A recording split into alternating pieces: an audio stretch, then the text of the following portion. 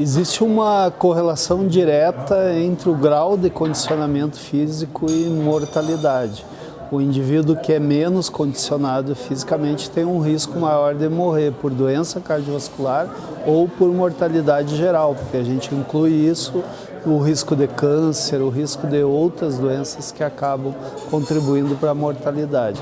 Então não basta apenas o indivíduo ser magro, ele precisa ser magro e ativo fisicamente, porque o indivíduo com obesidade ou com sobrepeso que é ativo fisicamente, ele pode ter um risco de morrer menor do que o indivíduo que é magro e que é inativo fisicamente.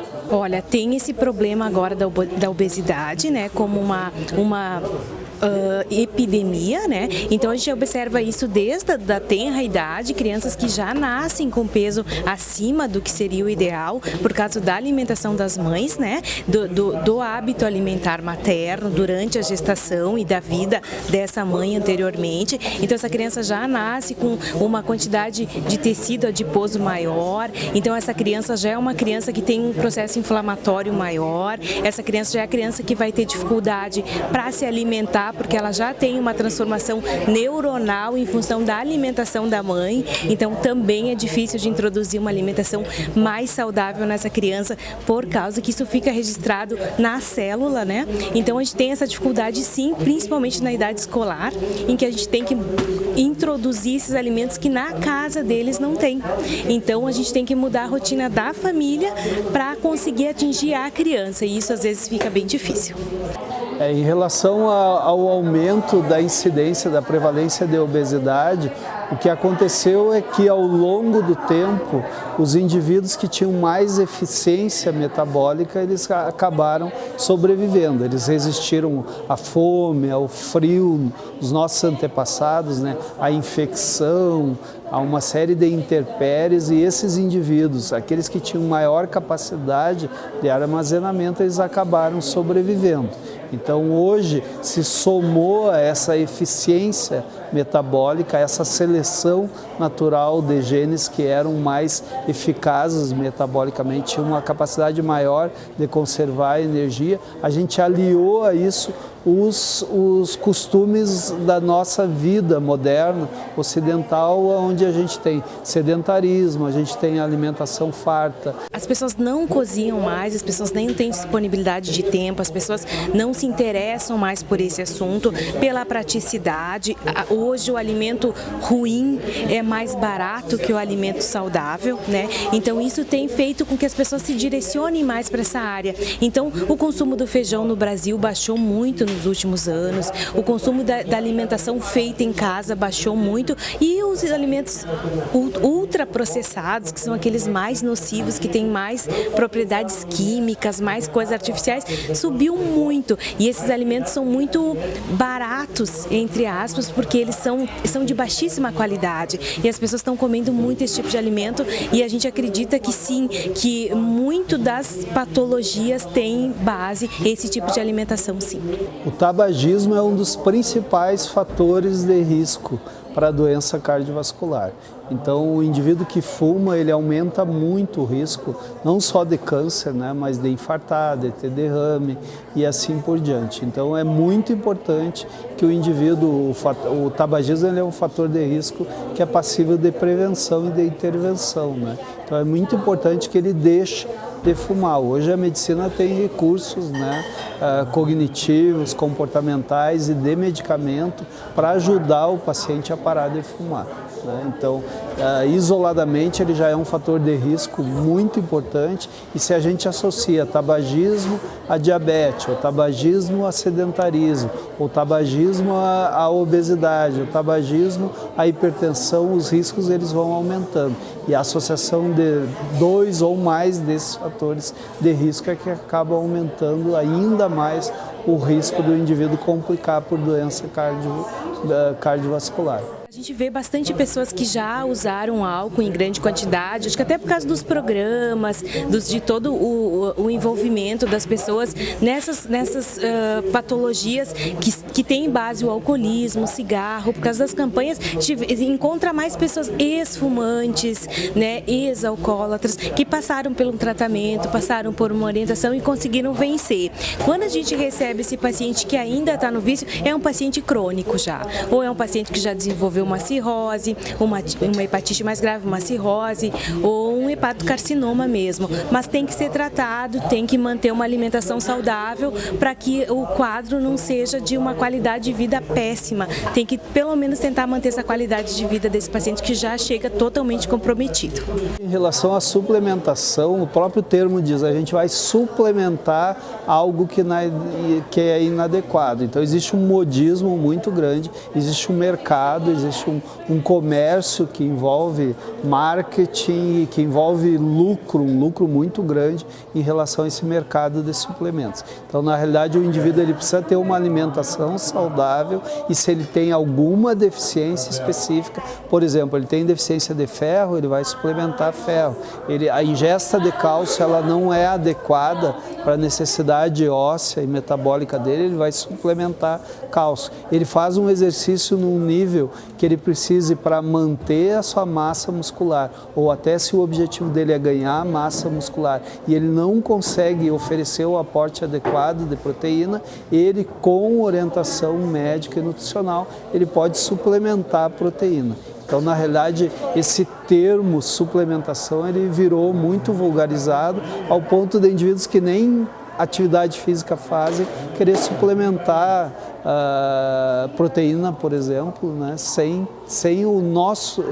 o seu organismo estar exigindo essa demanda.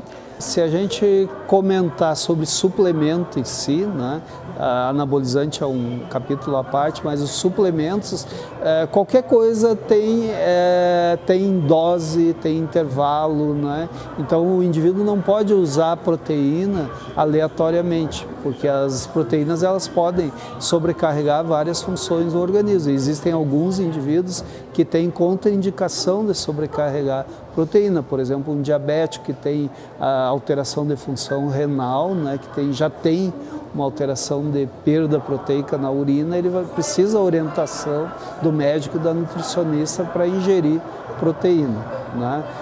Existem outros suplementos que às vezes tem uma série de contaminantes, é um problema que a gente está enfrentando hoje, né? É em relação à origem, à qualidade, à quantidade dos componentes da suplementação. Muitas vezes a origem ela não é controlada, não é ética, não é adequada, a qualidade também é adulterada e a quantidade é adulterada. Às vezes eu estou usando um suplemento que está me prometendo que seja rico em proteína e ele tem muito carboidrato contaminante, né? Então, por exemplo, um diabético vai usar esse tipo de suplemento, ele vai ter uma sobrecarga maior de carboidrato, ou se ele tem limitação para proteína, isso também vai ser inadequado. Existe um tipo de suplemento que está muito em moda hoje que chama termogênico, né? Esses termogênicos eles prometem a queima de gordura. Muitas vezes eles são à base de cafeína. A cafeína ela tem uma dose máxima permitida por dia e às vezes quando eu ingiro esse suplemento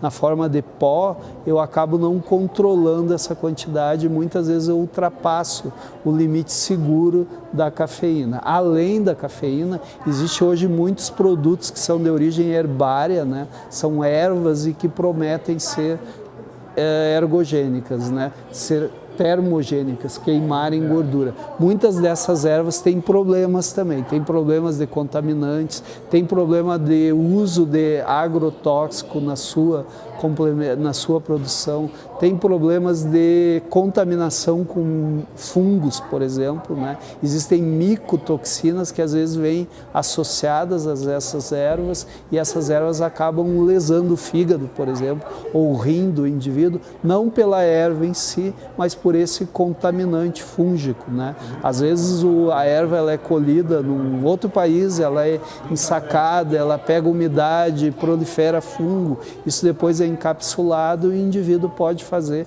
uma reação, às vezes não à erva, mas ao contaminante, o fungo, por exemplo. A gente está numa época do ano em que O pessoal busca muito as academias para perda de peso rápida, né?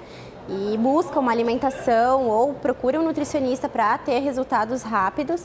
Então é importante salientar que resultados rápidos não trazem a longo prazo um benefício, né? É importante um acompanhamento da nutrição e da atividade física regular.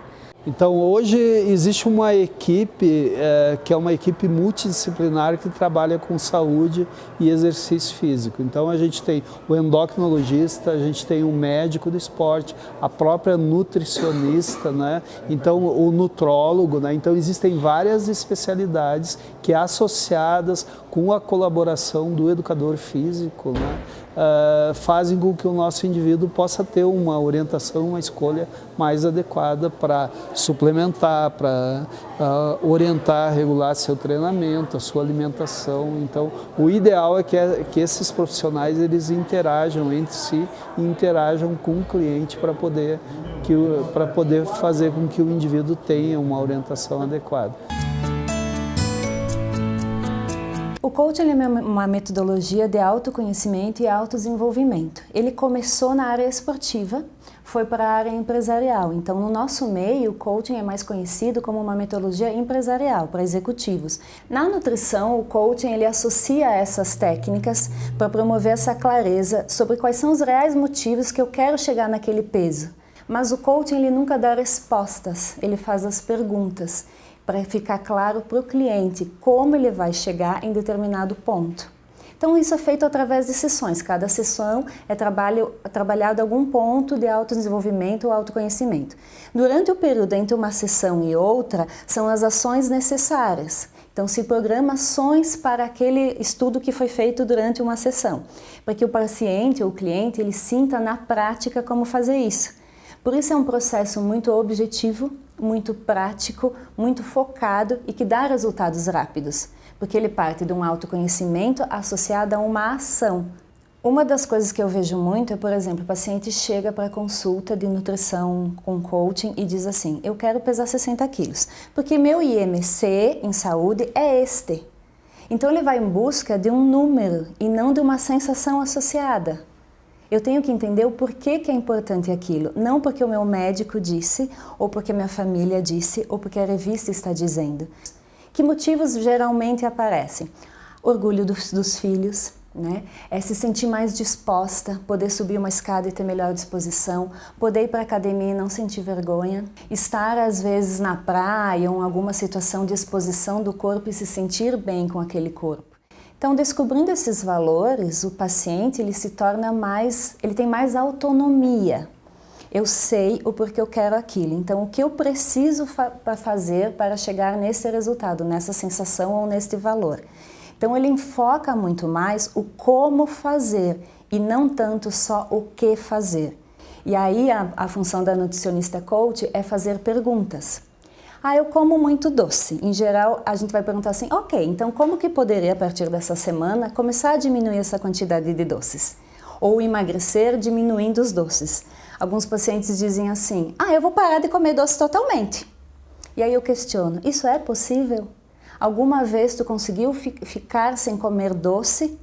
Em geral, a gente não consegue ficar totalmente sem comer doce. Então, em vez de eu dar a resposta, eu faço a pergunta.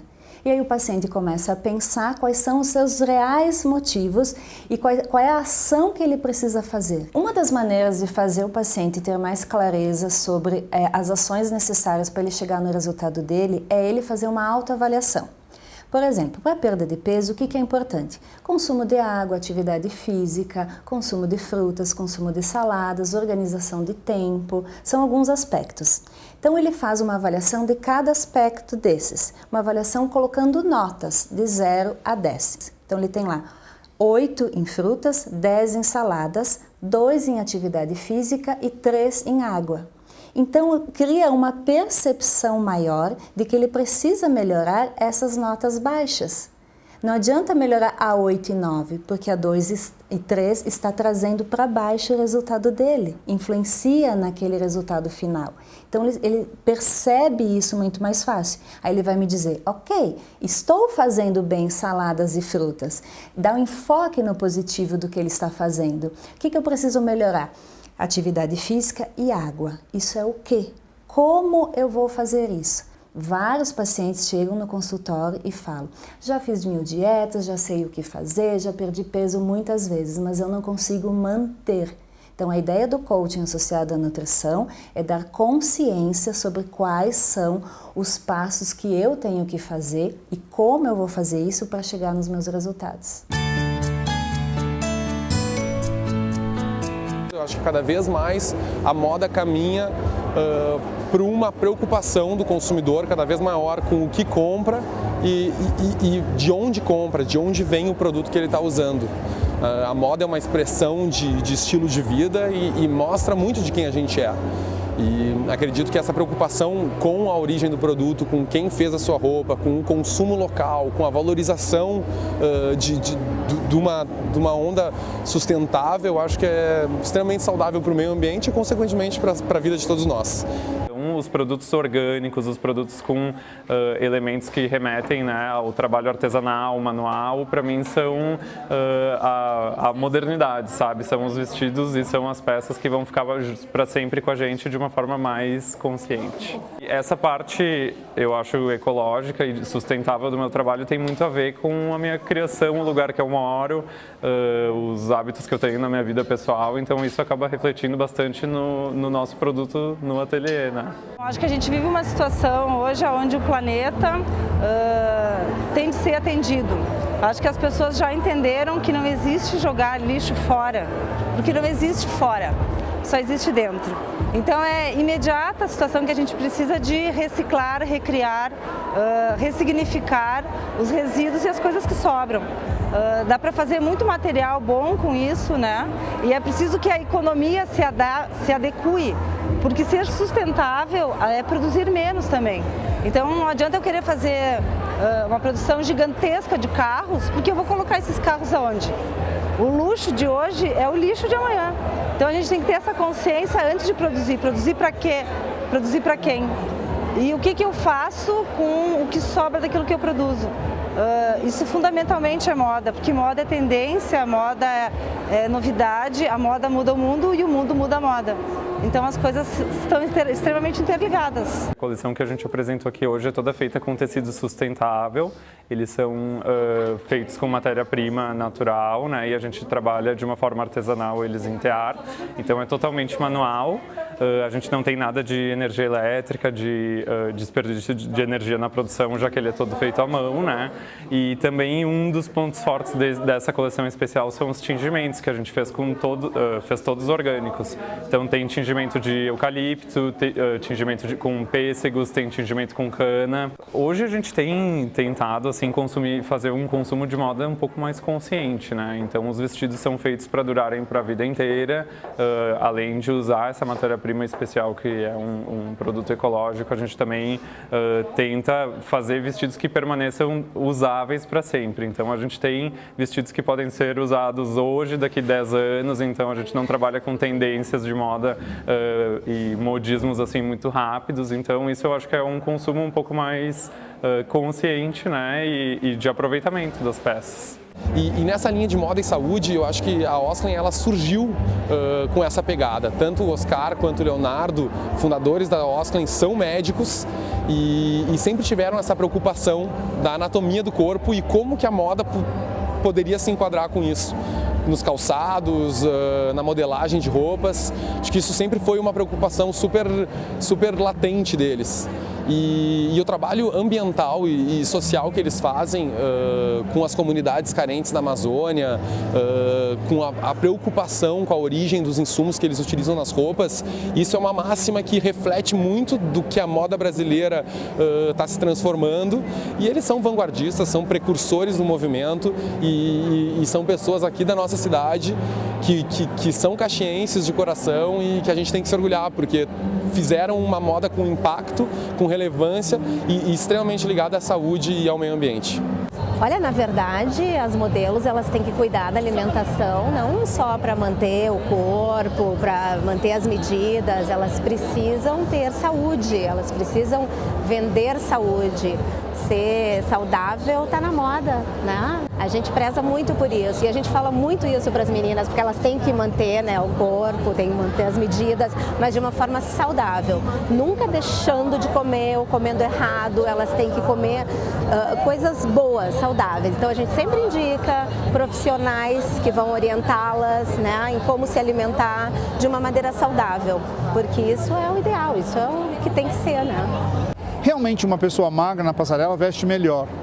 A gente tem essa percepção, porque imagem, como a gente está tendo aqui, aumenta a gente uns 3 quilos mais até.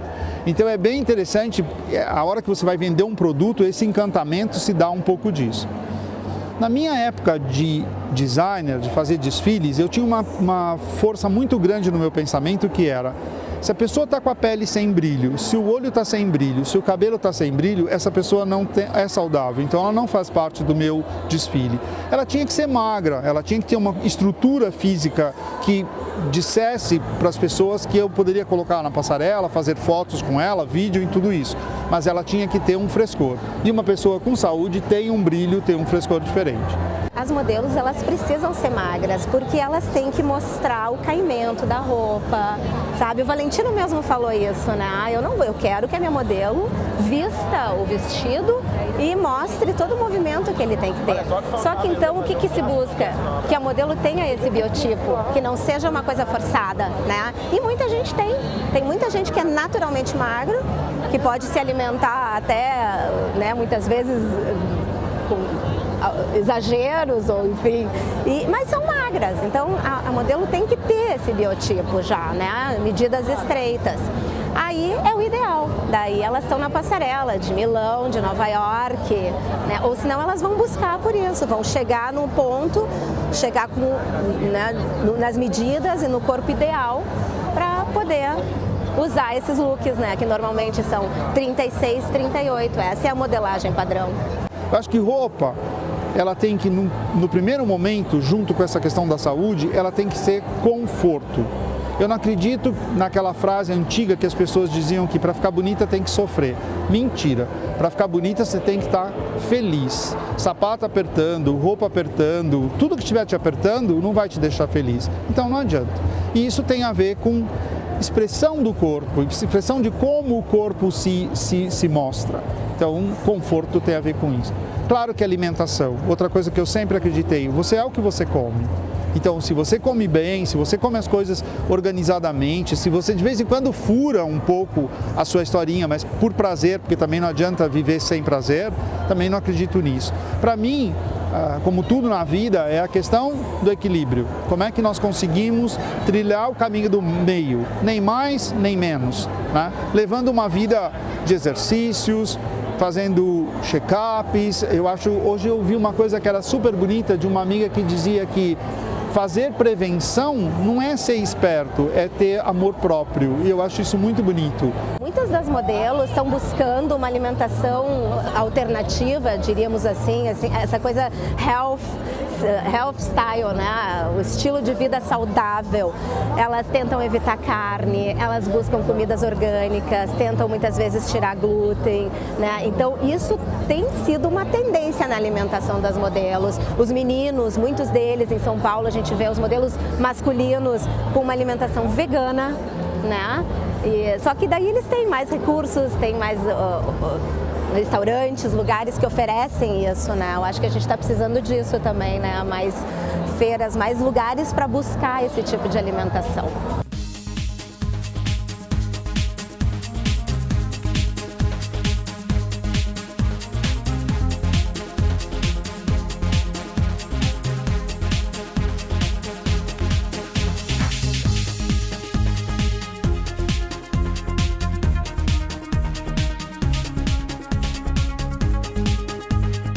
A Clínica Corpore Sano oferece um atendimento completo individualizado com uma equipe de profissionais altamente especializadas que trazem para Caxias os melhores tratamentos em saúde, emagrecimento e beleza. Clínica Corpore Sano, confiança e bem-estar. O Centro Gaúcho do Câncer SECAM oferece uma estrutura completa para o tratamento clínico do câncer adulto e infantil. Com uma equipe multidisciplinar focada em resultados e qualidade de vida, disponibiliza prioriza tecnologia, conforto e precisão.